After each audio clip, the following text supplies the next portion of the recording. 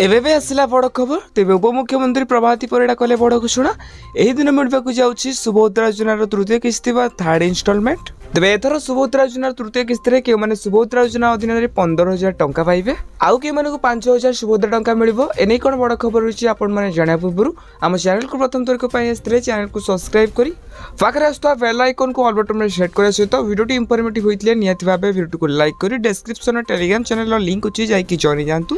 तेज August 9 तारिख में मिलवाक जाऊँगी सुभद्रा योजनार तृतीय किस्ती टंका। तेज के सुभद्रा योजनार तृतीय किस्ती टंका मिल तो जो बैंक अकाउंट में जो मोबाइल नंबर लिंक अच्छी से आधार कार्ड निहाती भाव लिंक रही आवश्यक जदि आपर एपर्यंत भी लिंक ना जल्दी जाकर कर दिंतु ईकेसी करने सहित एनपीसीआई को एक्टिव कर दिंतु।